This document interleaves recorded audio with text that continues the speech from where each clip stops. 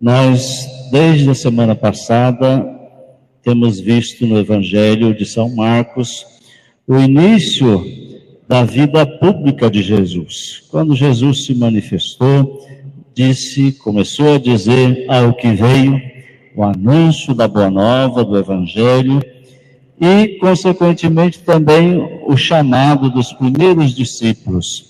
E esse é um ponto importante de reflexão para nós. Deus não quer fazer nada no mundo sem nós.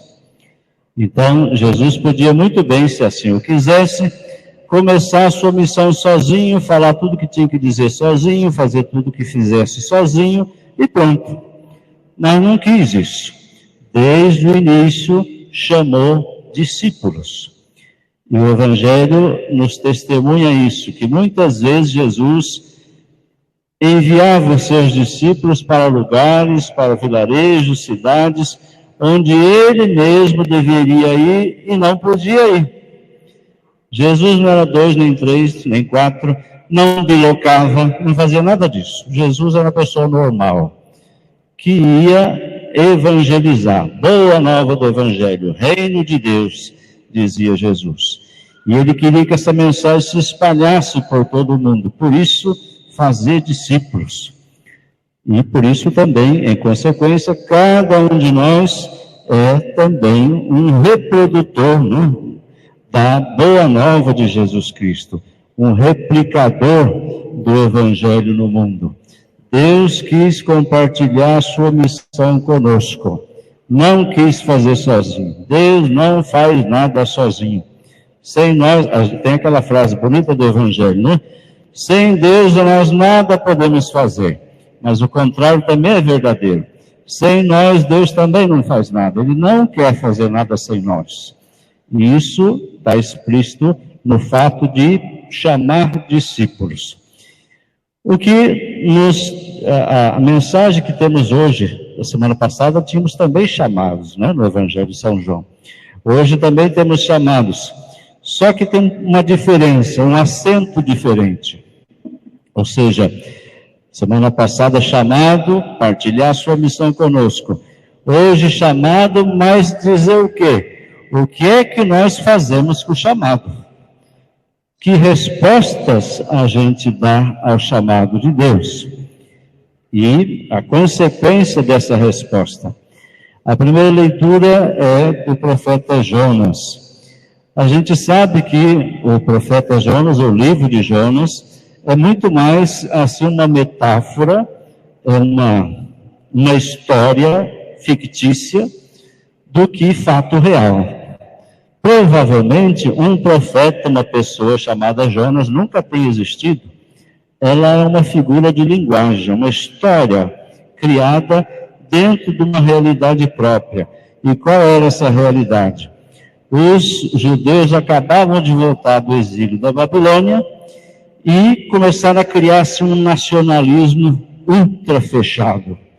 Só eles equivaliam, eles eram povo escolhido de Deus e o resto do mundo ninguém prestava. Especialmente essas grandes nações, né? Os assírios, os babilônios, essa gente então não valia nada. Só eles eram os únicos escolhidos por Deus. E o livro de Jonas, ele tem a intenção de dizer assim, não é desse jeito não. Vocês podem ter sido os primeiros a receber a mensagem de Deus, mas ela foi feita para ser replicada, ela foi feita para ser levada, espalhada, ela tem a função de contaminar o mundo com a sua essência, que é Deus que nos ama, que quis nos amar sempre. E para Nínive, ele já tinha sido vomitado da boca do peixe. O peixe já tinha engolido ele e já tinha vomitado ele. E depois de ter vomitado Jonas, aí Deus o convenceu a ir até Nínive. Ou seja, abrir. Ou abre ou eu te engulo. Ou você abre ou eu te forço a se abrir. Para Deus não tem fronteiras. Né? A mensagem de Deus é para além das fronteiras. Não existe um povinho melhor que o outro. Todo mundo é igual, filho de Deus. E por isso Jonas então vai para Nínive dizer a mensagem de Deus de conversão. Então a palavra de Deus foi dirigida aos ninivitas no sentido deles se converterem, porque senão a sua cidade ia ser destruída. E diz o livro de Jonas que os ninivitas escutaram a palavra de Deus e se converteram. Desde o maior até o menor, todos eles se vestiram de saco, de penitência e colocaram cinza na cabeça. E Deus então não fez mal nenhum à cidade de Nínive. Ou seja, Deus é para todo mundo. E importa nisso é o quê? Aquilo que os ninivitas fizeram com a palavra de Deus. Eles a escutaram, analisaram bem a sua vida, viram que estavam em caminhos equivocados e mudaram de vida, se converteram. Isso é o que está no livro de Jonas no dia de hoje. O Evangelho fala também de chamado dos primeiros discípulos e fala também disso, da mudança de vida. Ao escutar a palavra de Jesus Cristo, a boa nova do Evangelho e o seu chamado, eles abandonaram a sua vida anterior e começaram a trilhar os passos atrás de Jesus. Ou seja, mudança, conversão. Aquilo que a gente faz com a palavra de Deus. A palavra de Deus deve então o quê? Causar em nós mudança, conversão, né? Deve causar em nós um reboliço. Ao escutar a palavra de Deus, a gente deve observar, olhar para a vida da gente, ela deve ser a nossa referência e a gente mudar aquilo que a gente precisa mudar, né? O que acontece muitas vezes é que a gente não faz isso. A gente até escuta a palavra de Deus, mas muitas vezes, na maioria das vezes, até diga-se de passagem, ela não faz efeito nenhum em nós. A gente se acostumou. A gente se acostuma a ouvir e pronto. Segue a vida, né? E assim tudo na nossa vida, o nosso mundo é marcado por isso, né? Uma certa indiferença com as coisas que a gente precisa fazer. Olhando para a vida de São Benedito, a gente vê que ele também fez isso. Ele também escutou a palavra de Deus, o Evangelho, e mudou a sua vida. Ele teve a coragem de largar a sua família e viver com um grupinho de eremitas franciscanos, liderados pelo Lanza, né, Jerônimo Lanza, e começou a viver uma vida intensa de eremitismo franciscano. O eremitismo é uma forma de vida religiosa extremamente radical, mais radical do que as outras formas de consagração. A pessoa se mete no mundo do Evangelho, da consagração a Deus, de forma ultra radical. E São Benedito foi viver dessa forma. Passados os tempos, o Papa baixou um decreto que existiam vários grupos desses, não só o grupo de São Benedito, né? Alcantarinos, ultramontanos, descalços, calçados, tinha de tudo. Todo mundo seguindo São Francisco.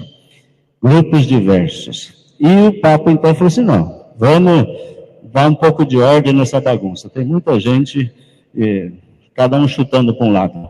Então vamos recolher todos esses grupos nos conventos da ordem franciscana, divididos em 3 grupos, né? Os menores, os capuchinhos e os conventuais.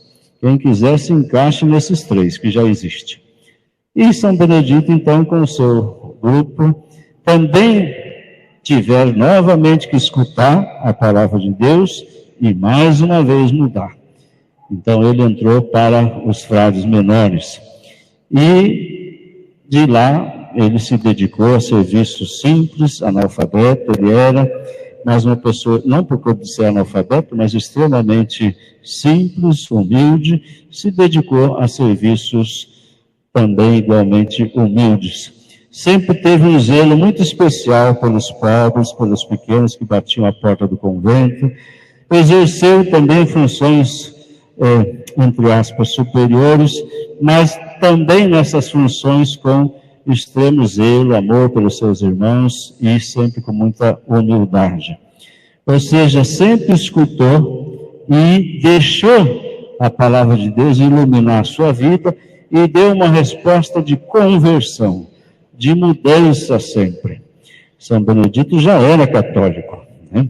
Mas ele se converteu sempre mais ao longo da sua vida ao Evangelho, a palavra de Deus. Ou seja, na sua vida a palavra de Deus não foi em vão, não caiu por terra, ela produziu frutos na sua vida. Ele deixou-se apaixonar pela palavra do Senhor. Ou seja, não se acostumou a ouvir e não mudar nada. O que a gente muitas vezes faz, né? Veja que a gente, pelo menos uma vez por semana, vai à igreja. A gente, ao menos uma vez por semana, escuta a palavra de Deus. Ao menos uma vez por semana, a gente comunga. E o que exatamente muda na vida da gente? O que substancialmente muda na vida da gente? A nossa forma de ser, de pensar, de ver o mundo, de se relacionar com as pessoas. O que tem sido de novo na nossa vida, já que o Evangelho é boa nova, boa notícia, reino de Deus. O que tem mudado na vida da gente, né? Então, olhar para São Benedito como um exemplo de gente que não se acostumou apenas a ouvir. O Papa Francisco, há uns dias atrás, ele falou para os cardeais lá no Vaticano, e ele disse uma coisa muito interessante, que é uma grande verdade. Ele disse assim: nós já celebramos o Concílio Vaticano II lá nos anos 60 e pouco, 64, 65. E desde lá vem essa história. A igreja está rachada, a igreja está dividida em conservador e progressista, isso e aquilo, isso e aquilo. Eu falei assim, não é isso. Isso não é verdade. A divisão que existe entre nós é entre apaixonados e entre acostumados. Essa é a realidade. A gente se acostuma. Ah, sempre foi assim. Não pode mudar porque sempre foi assim. Isso é acostumado.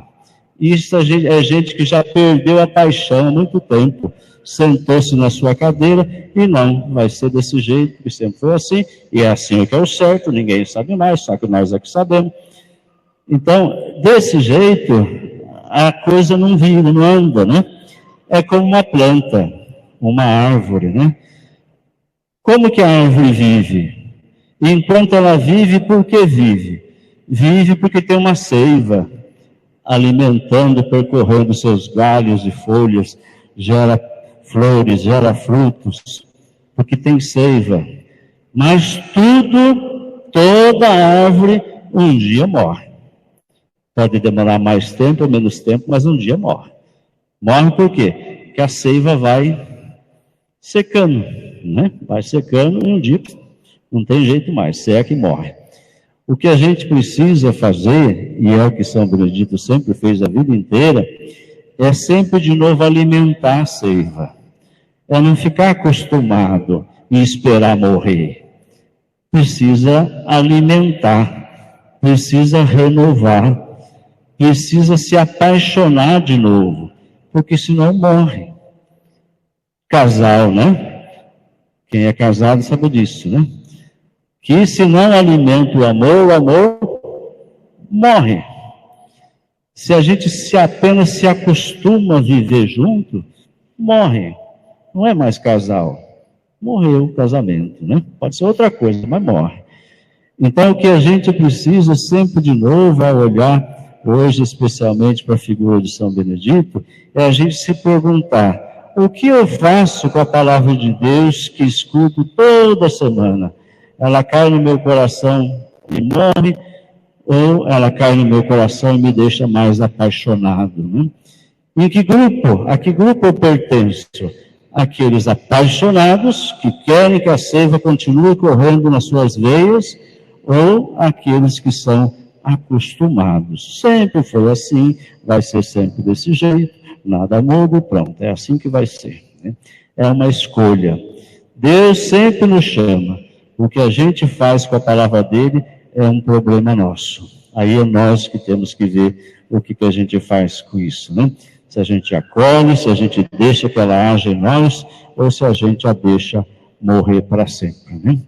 Então, que São Benedito nos abençoe a todos, abençoe a Irmandade de São Benedito, a nossa aqui do Bom Jesus, também todas as outras irmandades que hoje estão nos visitando, né? São Benedito seja um santo que os deixa apaixonados. São Benedito era apaixonado pelo Evangelho, apaixonado por São Francisco, por isso sempre, enquanto viveu, não deixou a seiva do Evangelho morrer na sua vida. Louvado seja nosso Senhor Jesus Cristo.